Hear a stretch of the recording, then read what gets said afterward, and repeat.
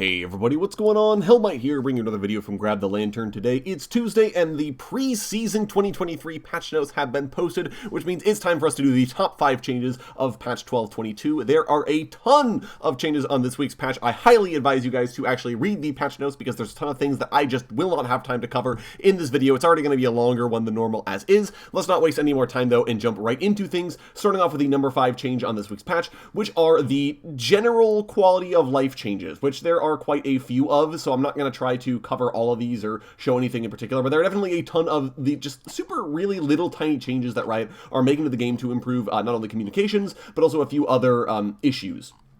What the first two are here, the vision system updates. Not only will you get a visual indicator on your minimap of your own wards that are about to expire, but you'll also see if you ping or attack an enemy ward but don't kill it, you'll have an accurate timer on that enemy ward and will know exactly when it expires or how much time it has left, which should improve the vision placing game by quite a bit. Right, I've also added this new ability recommendations, where they will suggest which abilities you learn or which abilities you rank up during the course of a game to help newer players. They're also doing a very similar thing here as well for jungle pathing on your first clear to tell a new player, hey, start this camp, go to this camp next, do this camp third, etc., etc. I like the idea of these suggested pages, the suggested rank up, and the suggested jungle pathing, but I really hope it's opt-out, because if you've been playing for the game for long enough, you don't actually need those systems in place, so I really hope you have the ability to opt out of them. I do like the vision system updates here, and Riot are also adding this objective planning voting thing, where if you ping an objective, a voting box appears where your whole team can vote on whether or not to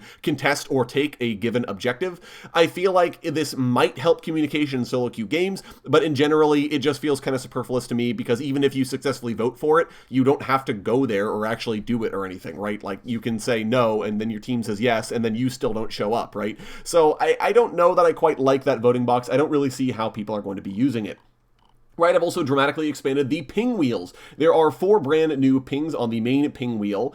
These include push, all in, hold, and bait, which are very specific pings, and I don't really know how useful they will be overall, but I haven't played with them yet, so maybe they're more useful than I expect. They've also added a brand new wheel specifically for vision. Now there is a ping for enemy vision, vision cleared, and need vision. If you ping a need vision, it will remain there for a minute to let your team know that you want a ward in that given location.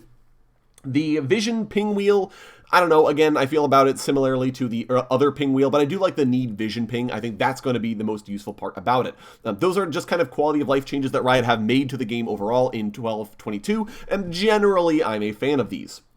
The number 4 change on this week's patch are the item updates. There are a ton of these in general, but primarily I wanted to be focusing on the tank changes here. There are 3 brand new tank mythic items to choose from, with all existing tank items downgraded to legendary status. It does mean that you can buy any or all of the pre-existing tank mythics, so if you want a Sunfire Cape and a Turbo Chem tank, you can totally do that. That's totally valid, but there is a new suite of 3 tank mythics for you to choose from instead. Jack Show, the Protean, gives stacking resist over 8 seconds while fighting enemy champs, and drains all nearby enemies at maximum stacks. This is going to be best for brawling tanks that are able to thrive in the middle of teamfights. Radiant Virtue gives maximum health after casting your ultimate, and grants yourself and nearby allied champions bonus non-ultimate ability haste and heal health over time. This is going to be excellent for ultimate initiators, champions like Malphite who want to press R to start a fight with, and then can lead their team into the fray. And Heartsteel gives you basically a super Grasp of the Undying proc. If you're within 700 range, which is a very generous range, of an enemy champion over 3 seconds, your next attack will do bonus damage and grant you 10% of the damage that attack dealt as permanent maximum health. This is going to be excellent for scaling tanks or for tanks that want to be in the side lane. I absolutely guarantee that Heartsteel will be broken on release. Someone will find a way to make this item completely busted, and Riot are going to nerf it multiple times throughout its existence. I already know this is going to be the case, guys, because people were breaking it on PvE. But suffice to say, all 3 of these tank mythics do seem very strong. Rod of Ages is also coming back as a brand new mythic item for both mages and AP bruisers. I think it's especially useful for the AP bruisers in general. The biggest change that it's made in its long interim has been that now it doubles your eternity effects after you get to maximum stacks, as well as it gives you a full level as well, which is quite a nice little quality of life change. This also, however, means that Catalyst of Aeons has returned and has also reintroduced itself as a component into Abyssal Mask. Finally, fighters have seen a couple of changes here.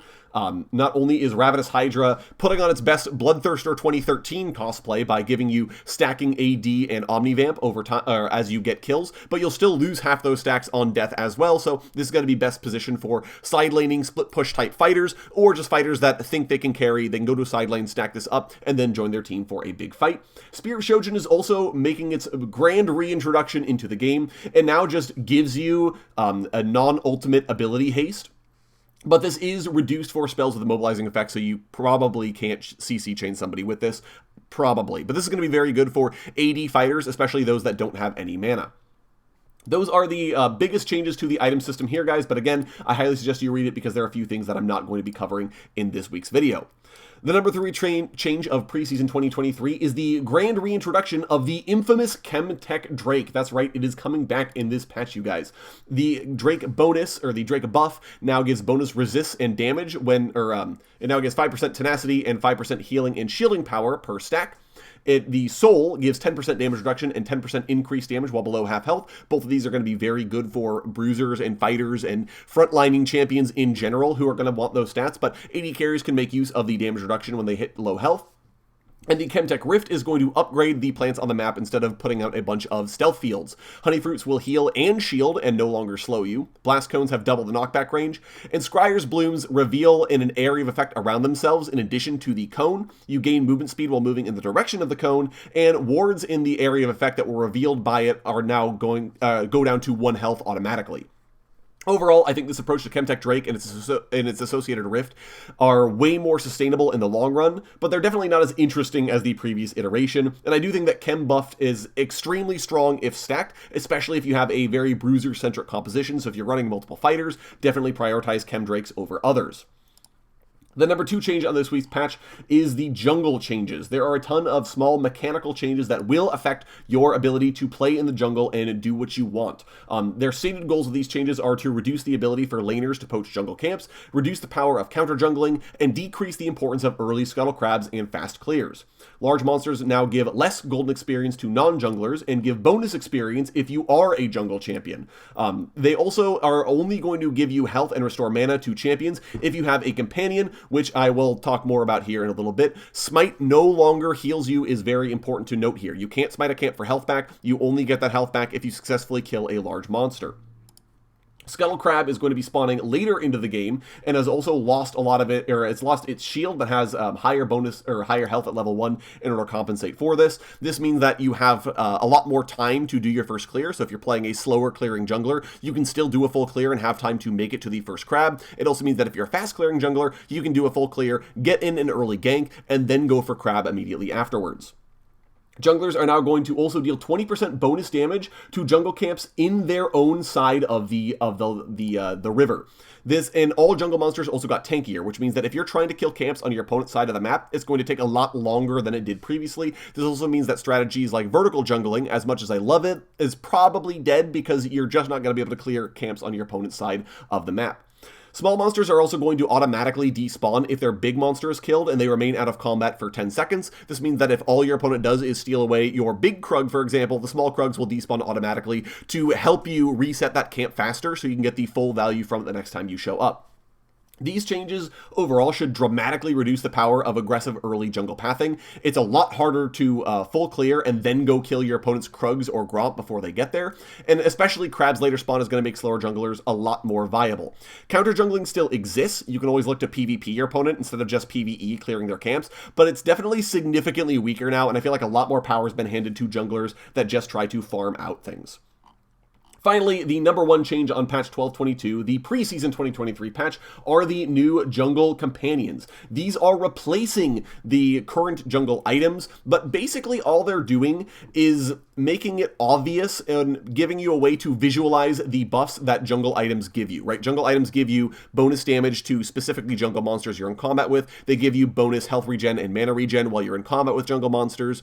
There's a lot of things that the jungle item does for you that players don't acknowledge as a thing, and And jungle pets, therefore, are a way to make this explicit. If you're fighting camps, the pet fights alongside you. If you damage a camp from a ways away, the pet will jump onto the camp to start working on it early. If you start moving away from a camp, the pet will keep attacking the camp for a couple extra auto attacks before rejoining you, allowing you to still do the thing where you leave a baby wolf alive at super low health and then walk away and let the burn kill it. You'll be able to do the exact same thing as you do right now. The most important thing that these pets do, though, is they no longer upgrade with the number of times you smite. Instead, they upgrade by giving them treats. You gain 1 treat automatically every time you kill a large monster, and you also gain a treat whenever you score a champion takedown. You also gain bonus treats every minute or so, which are basically stored in a bonus treat bank. And if you have a bonus treat available and you kill a large jungle monster, you basically lose one of your bonus treats to give your pet 2 treats. What this means is it's a way to sort of bank treats for a later clear. Let's say, for example, you go for a gank top lane after clearing all of your camp, or not clearing your camps, you walk straight bot lane, you try to gank, and you die.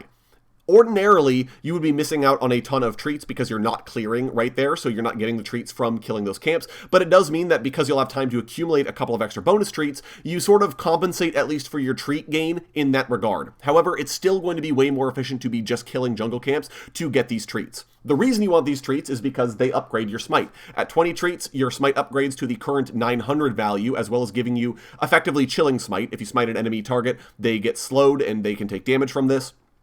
But importantly, the jungle item doesn't go away, and neither does your companion. That happens when you get another 20 treats, 40 in total, at which point your jungling companion disappears, your smite upgrades itself yet again to 1200 damage. This is your new maximum smite value, by the way.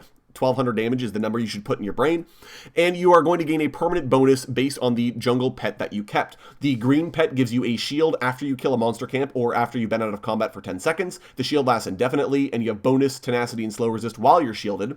The red pet gives you stacks over time, or full stacks if you kill a large monster, and if you damage a champion while at maximum stacks, you slow all enemies in an area of effect and apply a max health true damage dot onto the primary target.